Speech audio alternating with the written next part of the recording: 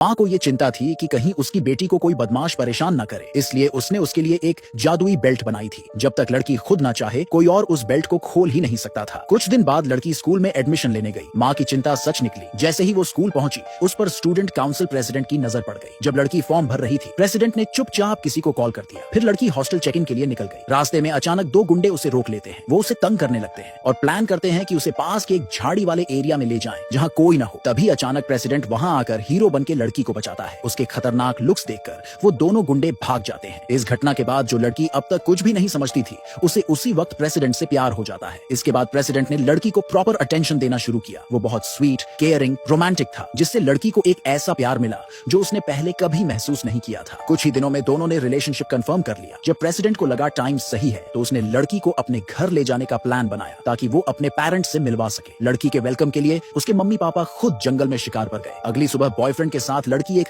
दूर दराज के पहाड़ी गांव पहुंचती है, लेकिन वहां का माहौल थोड़ा अजीब था। गांव में सिर्फ मर्द ही मर्द थे, एक भी औरत नजर नहीं आ रही थी। तभी दूर से कुछ हलचल सुनाई देती है। लड़की काफी क्यूरियस थी, इसलिए वो देखने के लिए उस तरफ बढ़ती है। लेकिन जैसे ही वो वैन के पास पहुंचती है, उसके बगल वाला आदमी अचानक वैन का दरवाजा जोर से बंद कर देता है। बॉयफ्रेंड ने जल्दी से लड़की को गांव वालों से इंट्रोड्यूस कराया और कहा कि ये उसकी न्यू गर्लफ्रेंड है और उसके मम्मी पापा घर पर उनका वेट कर रहे हैं डिनर के लिए। गांव वालों से थोड़ा हाय हेलो करने के बाद वो लड़की को लेकर वहां से निकल गया। पीछे गांव वाले अब भी लड़की की बात कर रहे थे, कह रहे थे कितनी हॉट है, काश वो उसे पा सकते। कुछ मिनट बाद दोनों बॉयफ्रेंड के घर पहुंचे। लड़की ने जमीन पर पड़े पुराने जंग लगे लोहे की चेन देखी तो उसे थोड़ा अजीब सा फील हुआ। इससे पहले कि वो कुछ पूछती, एक पागल औरत अचानक घर से बाहर निकली और लड़की को गालियां देने लगी। बोल रही थी कि ये कोई चुड़ैल टाइप औरत है और इसे गांव से बाहर निकाल देना चाहिए। बॉयफ्रेंड ने जल्दी से बताया कि वो उसकी माँ है और बचपन में हुए एक ट्रॉमा की वजह से उसका दिमाग थोड़ा डिस्टर्ब हो गया है। तभी उसके पापा भी बाहर आए और बिना कुछ बोले उस औरत को खींचकर अंदर ले गए। बॉयफ्रेंड ने लड़की को अच्छे से रेस्ट करने देने के लिए घर का सबसे बड़ा कमरा उसे दिया। लेकिन उसी रात